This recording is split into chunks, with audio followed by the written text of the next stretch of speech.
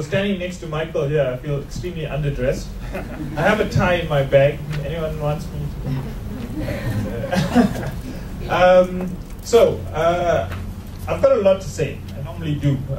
So I hope that that I'll be able to continue this conversation outside of this presentation. But Elian mentioned not to use your laptops. Does that include tweeting? Tweet away. Tweet away. Tweet away. Okay, cool. That's my Twitter name there. So I'm gonna give you an overview of some of the activities that I've been involved in and that we've been doing with a focus on Africa.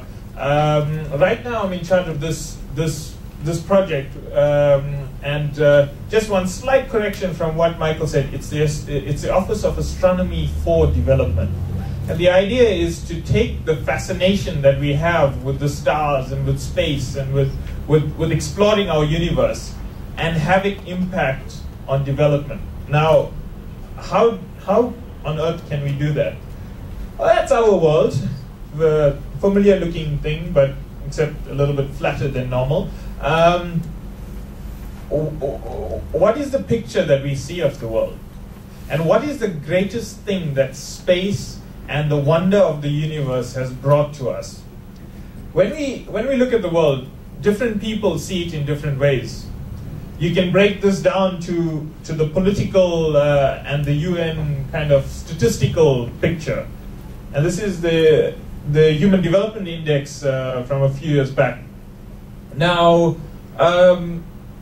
it becomes glaringly obvious the areas that seem to be in most need of development. But what does development mean? We talk about development in many aspects, sustainable development, economic development, socioeconomic development. What do we actually mean by each of these? How do we want to make the world a better place? As Michael said, you guys are people that would change the world in one way or the other. You are the leaders of our world.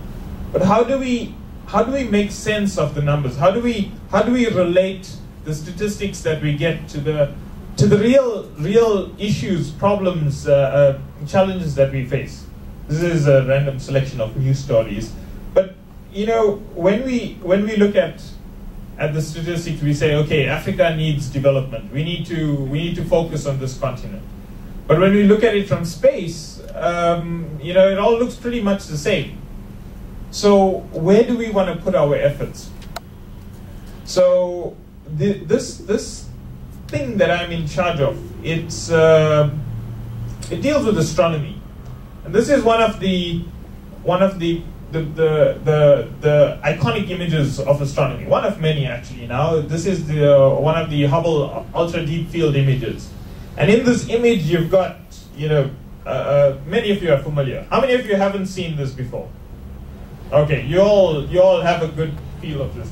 This is an image of thousands of galaxies, and every galaxy with billions of stars, and every one of those stars possibly having planets around them, possibly having life around them. Now, the fascination of space, the fascination of looking up at the night sky doesn't just go into the deep, deep space, the stretching our imagination. It starts in the basics. It starts in looking at the moon and thinking about why it's different shapes in different times of the month. The fact that the sun rises in different parts of the sky. Now, I'm from the astronomy field, but I want to stress that this is not, most people don't see a separation between astronomy and space science. We have these different communities. There's the International Astronomical Union, there's the International Astronautical Federation. But essentially what we do is inspire people. The strength of our science is to inspire people and to stretch our imaginations, make us think, because the ability that we have to solve some of the world's most challenging problems, to figure out what's going on in galaxies far, far away, that ability we have to think, imagine if it was applied to solving problems that we have on Earth. this is what our mission is. This is what we're all about.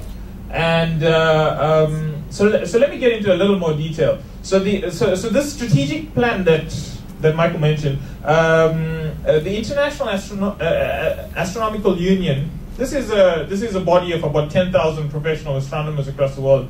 You know them because they're the ones that killed Pluto. Anyone familiar with that story? Very powerful group of people. Pluto, you're no longer a planet. Out of there.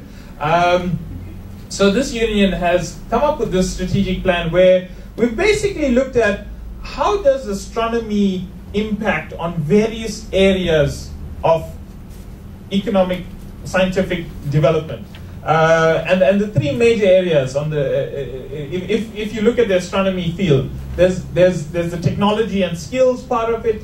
There's the from the point of view of telescopes and electronics, computer technology. From the science and research point of view, chemistry, biology, mathematics. All these areas are essential in the field. But there's also this aspect of culture and society. It's that if I go to some of the most rural areas of Africa and I talk to them about the stars, there's something that they can relate to, that we all have as part of our cultures. We go and talk to our grandparents and our great-grandparents and try to explain, what we're doing. Well, we're looking at the stars. We're exploring things. It's something that people relate to. Every culture has a link to the stars. And so this is the sort of this is the main cover of the strategic plan. What I'm in charge of now is an office to realize this plan. And our vision is simple. It's astronomy for a better world. It's about taking this science, taking this wonder, and trying to make a better world of it. And we basically build on something that most of you will be familiar with because Space Generation was involved as well, one of the partners in the International Year of Astronomy. The event was so successful, reached over 800 million people across the world, one of the biggest outreach events ever. And so we've sort of maintained it beyond the International Year of Astronomy 2009, and we're trying to build on that momentum. The shape of this office that we're setting up, the structure that we want is basically there'll be this office led by a steering committee, and there's going to be 3 task forces: astronomy for universities and research, schools, and public. And basically to use astronomy to stimulate each of these areas. And the idea is to have, similar to how the Space Generation has regional coordinators around the world, where we basically employ people to coordinate development activities.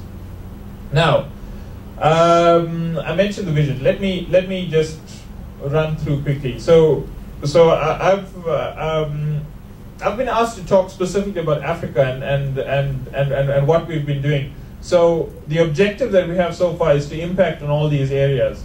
And mainly you're talking about education, how do we impact the education sector, the public understanding of science, and as well as the research area. So let's talk about Africa and why we're hosting this office. So there was a whole process that went through selecting. It was a global search because this International Astronomical Union needed to put this coordinating office somewhere. And it came to South Africa. There are many reasons why South Africa was chosen. We've demonstrated our commitment to science and technology, our commitment to astronomy, to space technology, and there are many reasons. But one summary that I want to leave you with is this statement. And it's a statement that many African countries are following. And South Africa partners with many of the other African countries. This was a statement by the Department of Science and Technology. Scientific endeavor is not purely utilitarian in its objectives. It has important social and cultural values. And this is the key, not to offer these flagship sciences, not to reach for the most deepest science ever, is to take a negative view of our future. a view that we are a second-class nation, chained forever to the treadmill of feeding and clothing ourselves. This is in an official government policy document. And this is the spirit that you are in at the moment. You're in South Africa, you're in Africa. We don't want Africa just to receive aid. We don't want to say, here's, let's develop Africa, let's develop Africa. Africa has to play a role in the leading science and technology in the world. If not, then we're just saying, you guys carry on with those things. We'll try and find food and clothes for you, but we're not involving Africa. And that's a big message. And that's I'm quoting this from a policy paper, so you know that this is the spirit at the very highest levels. So the message is work with Africa. So what's the big deal? Well, for South Africa, obviously, it's quite important to be leading this global effort for astronomy for development. But for Africa, like I mentioned, it's a time where Africa is trying to lead the world. This is a global project. And we're basically saying it's time that Africa led development activities. And of course, globally, it's the idea of taking pure science, pure research, and finding tangible ways in which it impacts. And I'm not talking about what many of us often do. I do it myself, is to talk about, these are the technological spin-offs and things. I'm talking about getting deep into it and taking that inspiration that we all get from the stars, from space, and having it fundamentally change society, change the way we think. Because ultimately, if you can make the world think, it's the biggest impact you can have. Right, Africa. That's the standard picture of Africa that I was exposed to in my school textbooks. It's a big place, right? If you haven't been to Africa before, it's quite a big place. You're looking at a large chunk of land there. But this is the view that I've been exposed to. Many of the people from my generation have been exposed to. But this is the actual picture that we hardly ever get to see. And when we learn the political view of Africa, we learn about our borders and we learn about how different we are. This view from space, I only saw this when I was probably in university. It's something that changes the way we look at things. Where's the difference between South Africa and Zimbabwe in that image? Where's the difference between cultures, ethnicities? What's the point of wars that we fight, of the differences that we highlight between all our nations of the world? This message is so essential for young people, for people before they get to school, is to understand the view of the world from space. And that's a really big thing that we have the privilege of knowing.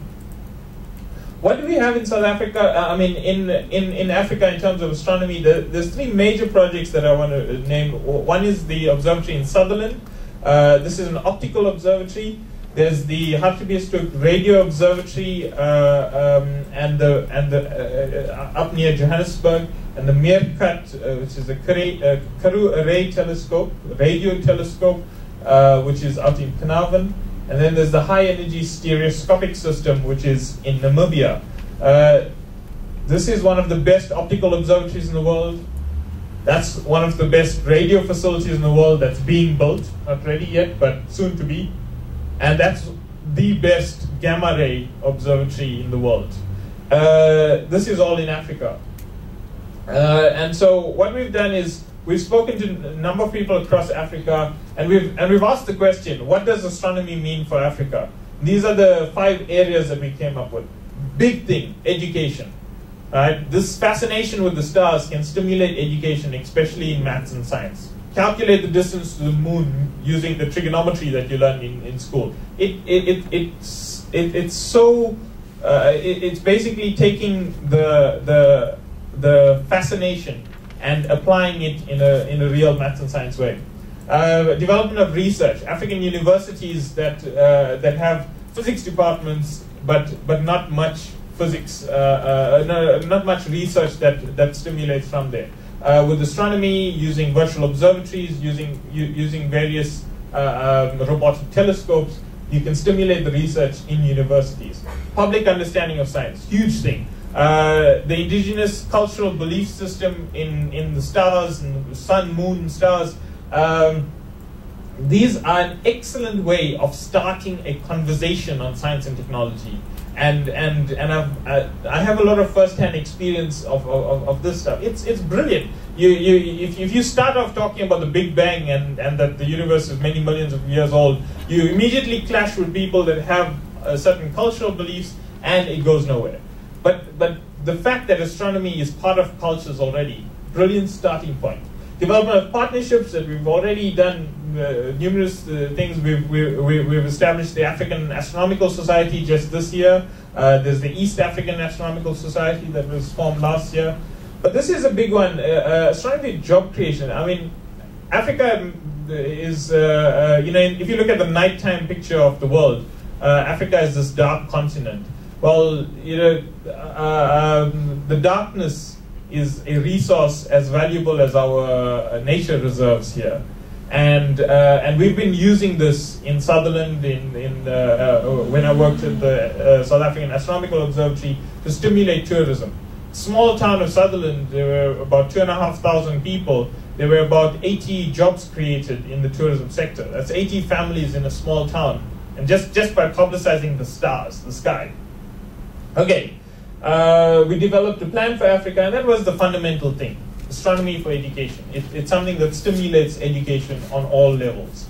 And our target was schools, universities, the public, and developing this network. So there were a number of countries in Africa that contributed to this plan. But just to mention some of the actual things that we've done, we started off with a survey across Africa. What's the level of the science professionally, on a public level, and on schools level? And we carried out this survey across Africa. There were 18 contributions there. Is it a bit too bright to see? But these are the different levels of astronomy for development. So the three numbers there. The first is professional, public, and education. And the lower the number, the higher the level of development. We've used this survey to award seed grants, funds that we raised from the International Astronomical Union during the Year of Astronomy. And that was part of this program, Developing Astronomy Globally. We had a number of activities across the world. These were some of the activities in Africa. Rwanda, Kenya, Uganda, and Ethiopia in East Africa have been leading efforts to form a regional hub. Ethiopia is now building 2 1-meter class telescopes. Rwanda received funding for a computer lab that's linked to an institute that will be looking at training school teachers. There are various activities that I'm inviting you to come and talk to me more about. One of the other projects was to run a pilot in Kenya, where we basically had a regional workshop. And in that workshop, we looked at talking to physics students, running outreach training for physics students, and having them set up a society so that the physics students can go to the high schools and primary schools and basically inspire people towards maths and science. This was highly successful. It was followed with visits with similar workshops in Ethiopia, Mozambique, and Ghana. We had telescope donations as well. Most of you would have looked through telescopes. I hope you would have. But it's such an easy thing to get people completely blown away. Let's show them the rings of Saturn through a standard telescope. Show people the craters on the moon. And we had a number of Galileoscopes and donations from Celestron that were distributed to various African countries.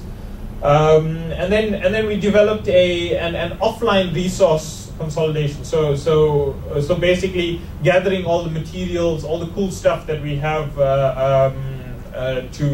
to promote astronomy, and everything from worksheets to software packages and things, and put it on this offline consolidation set of CDs that we'd send out, because many areas don't have very good internet access, but they do have computers. So that's the quick summary of my story here. This is how we're taking it forward. It's through this strategic plan. I have a few copies of it, but it's on our website. The idea is that take the inspirational power of astronomy, take the impact that it has in technology, and let's make it show itself in terms of the development of countries around the world. We're focusing on developing regions, but it's basically everywhere that this can impact. I want to leave you with the message as well, that in the form of a very short story. How's my time doing, by the way? Okay. So a very short story is that the question that I always asked coming into this job was, is this a reality? Can this really make a difference? So once South Africa, and I see there's a lot of things mentioned about watch out when you're walking around Cape Town and things. It's not as bad as people make it out. It's good to be careful, but there was one time that we had a very dark period. It was a time where there was acts of xenophobia all across South Africa, where you might have heard it in news and things, where South Africans were basically saying other people from other African countries are taking our jobs, they're taking our houses, and so there were acts of violence from South Africans onto other Africans, and it was a very dark period for this country, and it resulted in the fleeing of about 10,000 people. There were refugee camps set out across the country, and we took telescopes to one of these refugee camps.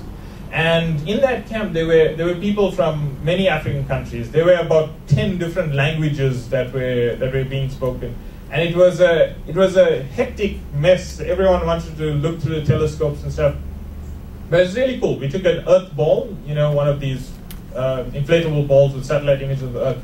And during that whole process, there was one guy that completely was fascinated, and he could speak like 5 languages, and he was translating things to us. Between us and the crowds, there were 2 of us that knew astronomy as a science. But by the time that evening was up, there were about 8 different groups talking about astronomy.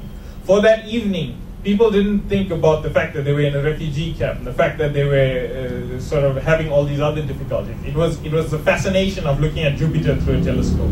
And at the end of the day, this guy that was translating everything, he said, he never believed that he, who has not completed school, could understand something as amazing as another planet, Jupiter, and see moons going around it. And he said just the idea that he could understand something that was so beyond imagination inspired him to go back to school and become a journalist, which he always wanted to do. Nothing to do with astronomy, but the inspirational aspect that it has an impact beyond anything that we imagine. Now, I have a small video. I don't know if we can get the sound in. Just to give you an idea of some of the resources that we use in the workshops that we run. But I think that's all I have to say for now. Maybe we can chat later, but we can show this video in the question session.